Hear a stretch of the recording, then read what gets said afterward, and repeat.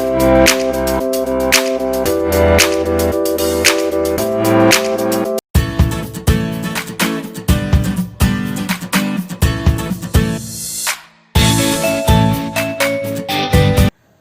friends, welcome to our past coaching channel. Today we are going to discuss representation of a complex number. This is our 8th video of chapter 5 complex numbers and quadratic equations. Now there are many types of representation of complex number. Today we are going to discuss two representation of a complex number. First one is geometrical form. Second is polar form. Polar means trigonometrical form or polar form. सबसे पहले हम discuss करेंगे geometrical representation of a complex number. कैसे हम एक complex number को geometrically represent कर सकते हैं, कैसे उसे ज्योमेट्रिकली ड्रॉ कर सकते हैं. Geometrical representation of a complex number.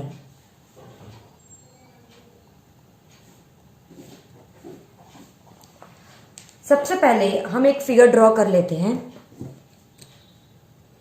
मैंने क्या किया, टू डायमेंशन मतलब X axis Y axis draw किया जो एक दूसरे क्या म्यूचुअली परपेंडिकुलर होते हैं. इनके बीच में क्या है, 90 डिग्री का कोण बनता है. फिर अगर आप कोई भी हम कॉम्प्लेक्स नंबर लेते हैं, जैसे मैंने कोई लिया है a complex number z which is equals to x plus iota Y. जब आप a प्लस आइटा b कुछ भी लिख सकते हो, नंबर कुछ भी हो सकता है, बस a प्लस आइटा मतलब एक रियल और इमेजिनरी पार्ट होना चाहिए. इस फॉर्म में दिया हो तो आपने उसको ज्योमेट्रिकल कैसे रिप्रेजेंट करना है. जैसे ये जो पॉइंट है ये क्या है, एक्स कोमा वाई, तो ये पी पॉइंट जो होगा इस पूरे एक्स क्या होता है, एक्स होता है रियल पार्ट, मतलब रियल एक्सिस कौन सी होती है, एक्स एक्सिस है. मतलब ये वाला एक्स आप क्या रियल एक्सिस पे ढूंढोगे. सपोज ये यहाँ पे होगा तो मैं यहाँ पे रख दूंगी. वाई इमेजिनरी पार्ट तो वाई एक्सिस पे ढूंढोगे. ये पॉइंट सपोज करो यहाँ पे होगा तो ये एक्स वाई पॉइंट हो गया.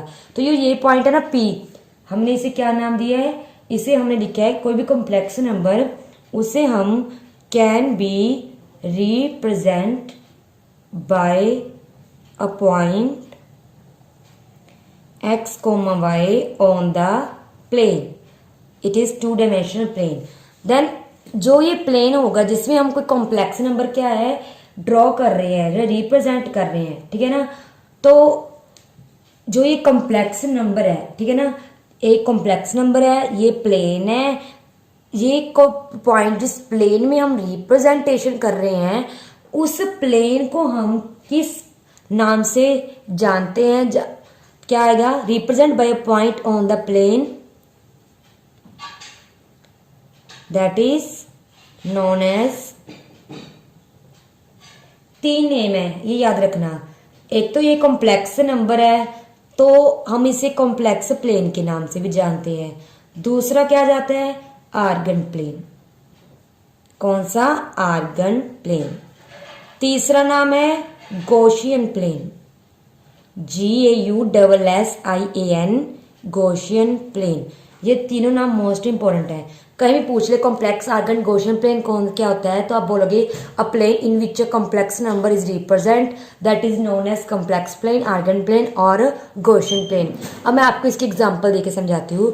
जैसे मैंने क्या किया, हम एग्जाम्पल से क्या करते हैं, ज्योमेट्रिकल रिप्रेजेंट समझते. जैसे मैंने किया -6 + 4 आइटा, ये ले लिया.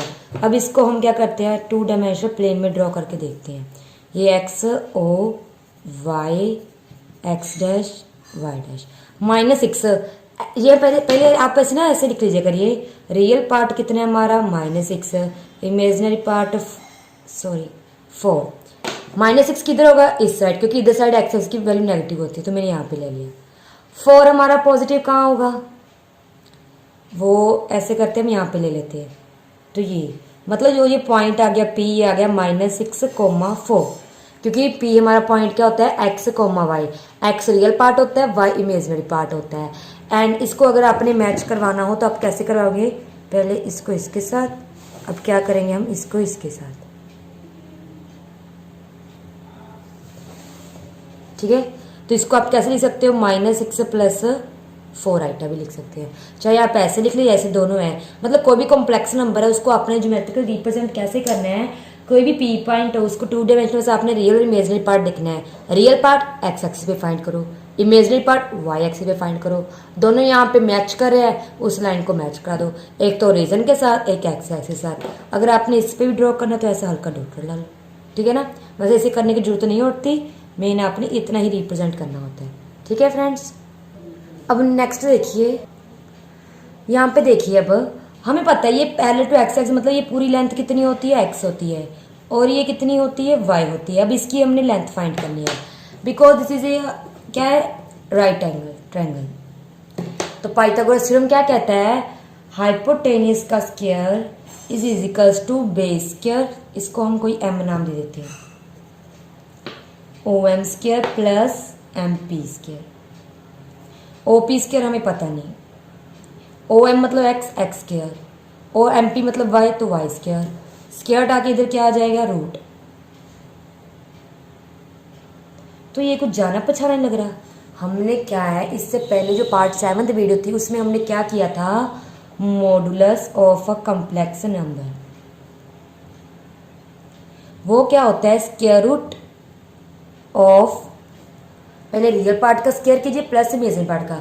तो इस ओपी को हम वही बोलेंगे, जो हमारा ओपी है वो उस ओपी को हम बोलेंगे modulus of a complex number, मतलब द लेंथ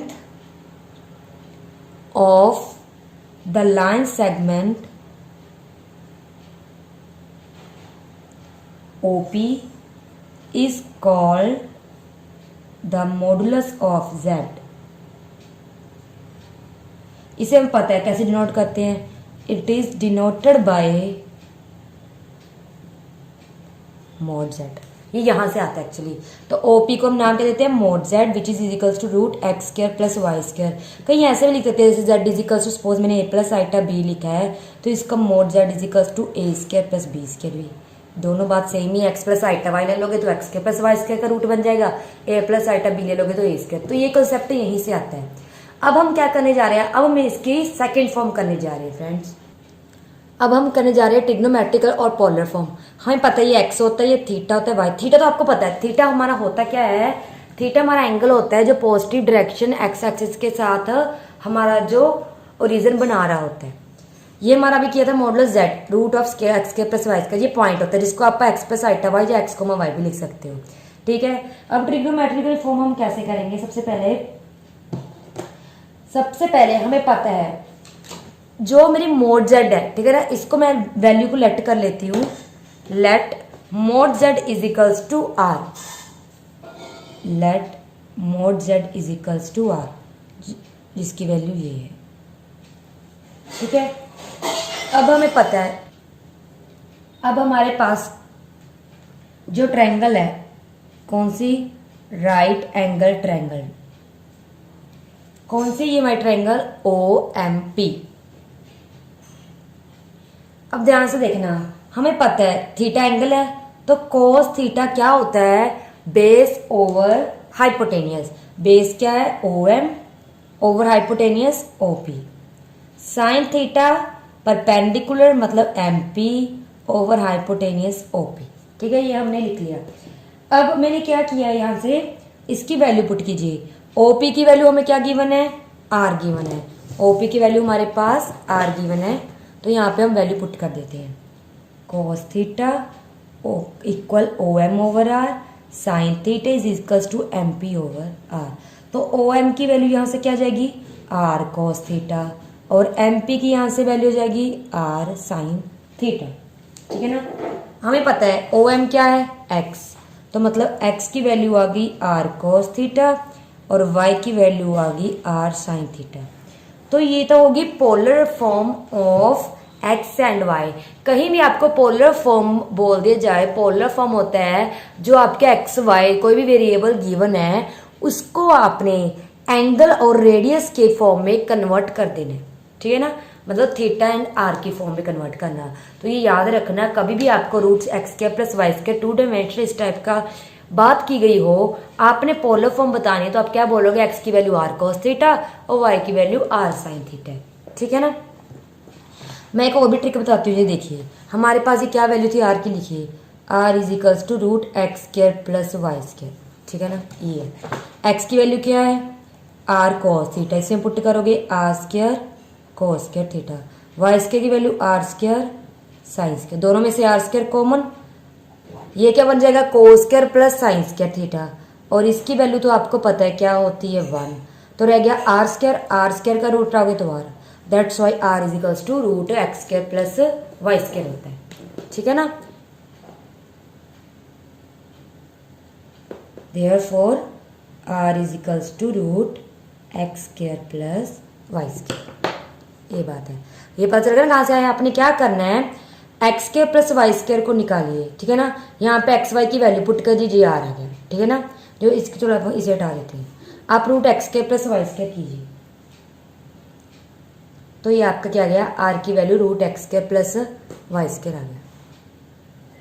इसके बाद हमने थीटा की वैल्यू, हमारे पास एक्स की वैल्यू भी निकल आई आर कॉस थीटा, वाई की वैल्यू भी आर साइन थीटा, और इस आर की वैल्यू भी निकल आई। अब रह गया थीटा।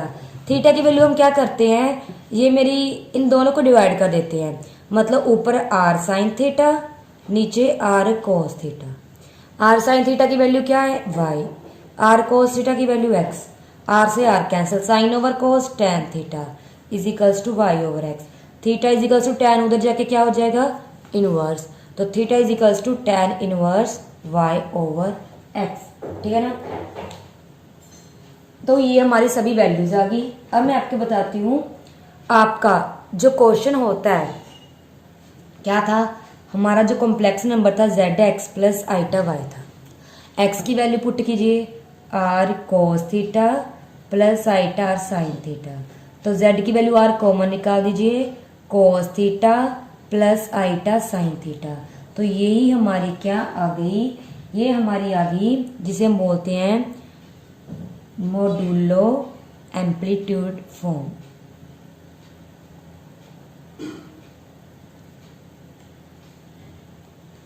और polar form of Z, Z की पोलर मतलब इसमें आर और थीटा में हमने क्या रिप्रेजेंट कर दिया। ठीक है ना। यहाँ पे आप आर की वैल्यू याद रखना, जो आपका आर होगा यहाँ पे, ये मैं यहाँ पे लिख देती हूँ, आर की वैल्यू ऑलवेज ग्रेटर देन 0 होगी, पॉजिटिव, बिकॉज ये रेडियस एक लेंथ है। ठीक है ना। एंड नेक्स्ट जो थीटा की वैल्यू वो आपको पता है 0 to 2 पाई के बिटवीन होती है। ठीक है। ये दो चीजें आपने क्या ध्यान में रखनी है फ्रेंड्स। ये हमारी पोलर फॉर्म हो गई, हमने यहाँ से एक्स वाई की वैल्यू निकाली, फिर दोनों का स्क्वायर करके ऐड कर दिया, दोनों का स्क्वायर किया ऐड कर दिया, ये हमारी क्या है आर की वैल्यू निकल आई, और ऊपर वाई की वैल्यू रखी नीचे एक्स की, दोनों को कर दिया डिवाइड, यहाँ से हमारा थीटा का वैल्यू निकलेगा। याद रखना जो आर है पॉजिटिव होगा और थीटा की वैल्यू 0 to 2 पाई, और पोलर फॉर्म क्या है Z is equals to R bracket में cos theta plus iota sine theta हो गया। नेक्स्ट टॉपिक है principal argument and or amplitude of a complex number. It is a most important topic of a complex number. ध्यान से समझना, principal argument बोल दे चाहे amplitude बोल दे, दोनों सेम बात है। किसी कॉम्प्लेक्स नंबर का कैसे फाइंड होता है, एक्चुअली प्रिंसिपल आर्गुमेंट जो हमारा एम्पलीट्यूड है, ठीक है ना, वो हम थीटा की वैल्यू को बोलते हैं। हमारे पास कोई भी फॉर एनी कॉम्प्लेक्स नंबर कोई भी हो बट नॉन जीरो, मतलब जीरो नहीं होना चाहिए। ठीक है ना।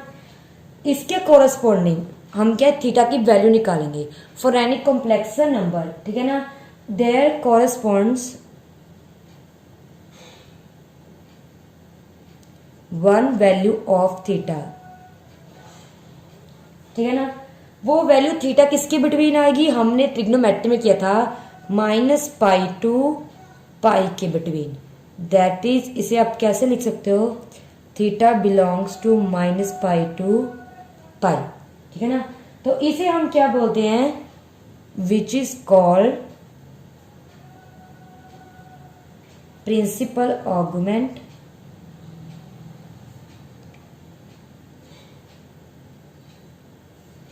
और amplitude. It is denoted by, इसे आप कैसे, या कई बार क्वेश्चन में कैसे लिखा होगा कि आपको पता चलेगा कि अपने प्रिंसिपल आर्गुमेंट फाइंड करना है। ऐसे ए आर जी शॉर्ट पीछे जेड, मतलब जो भी कॉम्प्लेक्स नंबर दिया हुआ है वो इसे आर्गुमेंट बोलेंगे। और उसे कैसे लिख देते होते हैं, एम्पलीट्यूड भी लिख देते हैं। इसे कई बार ऐसे भी लिख देते हैं और कई बार ऐसे भी लिख देते हैं। ठीक है फ्रेंड्स, एक बात और, वैसे तो हमने अभी तक किया था कि जो थीटा की वैल्यू हमने 0 से 2 पाई के बिटवीन लेनी होती है, बट अगर आप 0 से 2 पाई की बात करें तो इसमें ना, जब आप पूरे 2 पाई की बात करते हैं तभी हमने यहाँ पे थीटा की वैल्यू -पाई से पाई के बिटवीन बात किया है, क्योंकि जो थीटा की वैल्यू होनी चाहिए वो क्या है, यूनिक वैल्यू होनी चाहिए। कई बार आपका कोई एंगल 2 पाई के मल्टीपल में आ जाता है तो आप क्या लिख सकते हो, जैसे 4 पाई है, ठीक है ना, वो क्या वैल्यू रिपीट करेगा, एक तो वैल्यू वो 2 पाई पे देगा, 3 पाई और 4 पाई पे। अगर मैं वही वैल्यू बोलूँ 3 पाई बाय 2 तो it means pi plus pi by 2, मतलब वो क्या है आगे जाके, जैसे एक बार पाई बाय 2 पे वैल्यू देगा, फिर वो कहाँ पे जाके देगा 3 पाई बाय 2 पे वैल्यू देगा, मतलब उसके एंगल क्या रिपीट होने लग जाते हैं। बट जो प्रिंसिपल आर्गुमेंट होता है, एम्पलीट्यूड होता है, वो कभी भी रिपीटेड नहीं होता।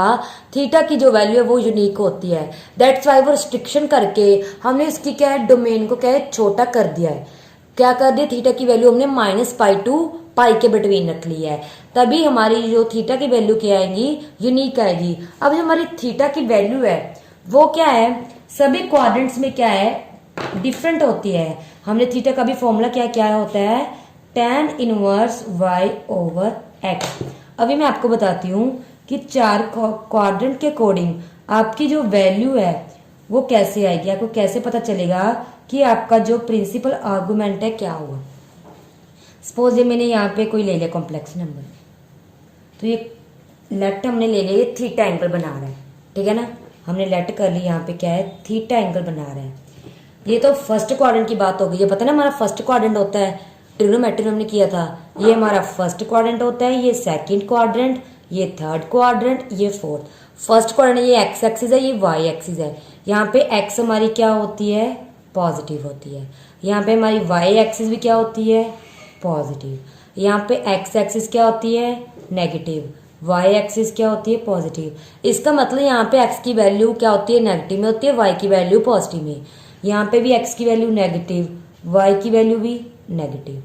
यहाँ पे x की वैल्यू क्या होती है, पॉजिटिव, एंड y की वैल्यू क्या होती है, नेगेटिव। ये कभी भी आपको कोई कॉम्प्लेक्स नंबर दिया होगा, जैसे हमें क्या है यहाँ पे दिया होता, यहाँ पे अगर देखिए यहाँ पे x क्या है नेगेटिव, y क्या है पॉजिटिव, मतलब सेकंड क्वाड्रेंट में बात करें, आपको यहाँ से पता चल जाएगा कि कहाँ पॉइंट कहाँ पे आपका, ठीक है ना। तो यहाँ पे आपके जो प्रिंसिपल आर्गुमेंट होंगे उसकी वैल्यू कैसे आएगी, ये देखिए। सबसे पहले अगर फर्स्ट क्वाड्रेंट में हम बात करें, मतलब फर्स्ट क्वाड्रेंट में, ठीक है ना, मतलब अगर आपका कोई पॉइंट एक्स वाई लाइज कर रहा है इन, पहली बात है फर्स्ट क्वाड्रेंट में, देन आपका जो आर्गुमेंट होगा वो तो थीटा ही होगा। थीटा आप कैसे निकालोगे, tan इनवर्स, ऊपर y नीचे x। बस यहाँ पे जो भी वैल्यू आएगी वो थीटा की वैल्यू फर्स्ट क्वाड्रेंट में, वही आपका आर्गुमेंट, वही आपकी प्रिंसिपल आएगी। आपको पता है जो टोटल कितना डिग्री एंगल बना रहा है, पाई, बिकॉज यहाँ पे क्या होता है 0, यहाँ पे क्या होता है पाई। अगर ये इतना एंगल थीटा है तो पीछे वाला एंगल कितना रह गया, मतलब पाई माइनस थीटा रह गया। ठीक है फ्रेंड्स, यहाँ पे कितना एंगल रह जाएगा, पाई माइनस थीटा रह जाएगा। इट मीन जो हमारा ये एंगल होगा, अब सेकंड क्वाड्रेंट की बात कर रहे हैं,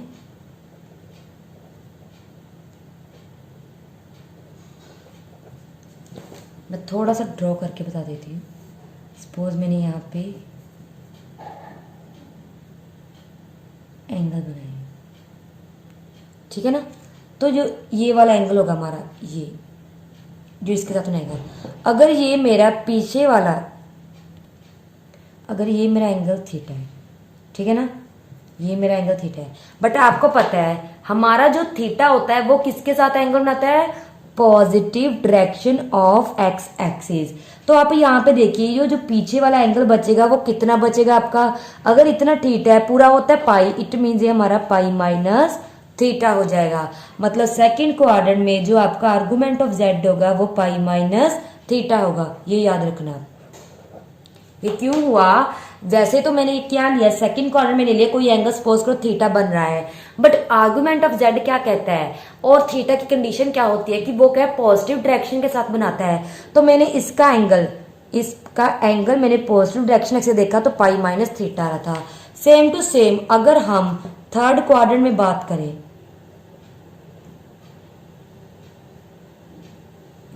तो उसमें हमारी आर्गुमेंट ऑफ जेड की वैल्यू क्या होगी, ये देखिए।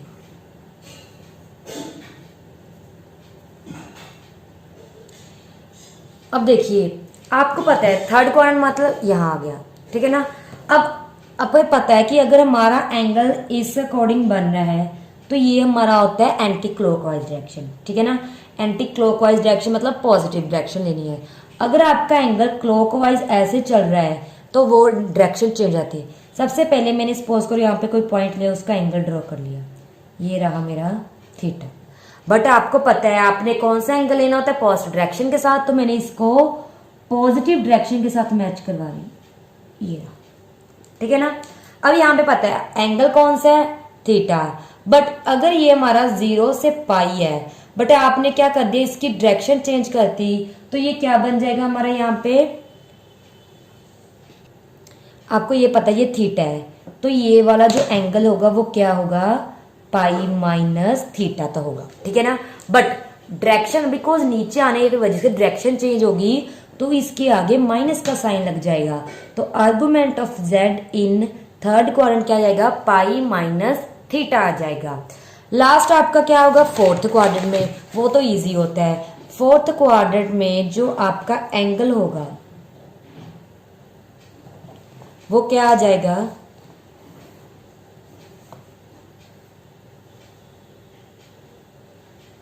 ये मेरा थीटा, ठीक है ना। बट आपको पता है ये फोर्थ क्वाड्रेंट में है और हमारी जो डायरेक्शन क्या है, नीचे हो गई क्लॉकवाइज, तो एंगल यहाँ पे थीटा नहीं माइनस थीटा होगा, ठीक है। तो हमारा आर्गुमेंट जेड क्या होगा, माइनस थीटा। तो आपने याद रखना है, ठीक है ना। मैं आपको यहाँ पे एक चार्ट बना के देती हूँ, ये रहा। बहुत ईजी है प्रिंसिपल वैल्यूज निकालनी। यहाँ पे हमने लिख लिया क्वाड्रेंट, यहाँ पे लिख लिया हमने आर्गुमेंट जेड की वैल्यू। अगर फर्स्ट है, सेकंड है, थर्ड है या फोर्थ है, आपने क्या करना है, डायरेक्ट थीटा की वैल्यू। आपको पता है थीटा क्या होता है, tan inverse y over x।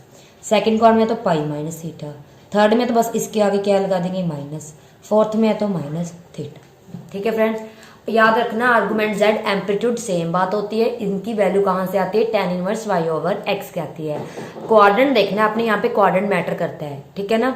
तो आज हमने कौन कौन से टॉपिक कर लिए, यहाँ पे हमने कर लिया सबसे पहले geometrically representation of a complex number, जिसकी हमने ये क्या है एक एग्जांपल की थी। इसके बाद इसकी हेल्प से हमने modulus of a complex number भी यहाँ पे एक बार प्रूव कर दिया। नेक्स्ट हमने किया था trignometrical representation of polar form of a complex number, x की value R cos theta, Y की वैल्यू आर साइन थीटा, ठीक है ना।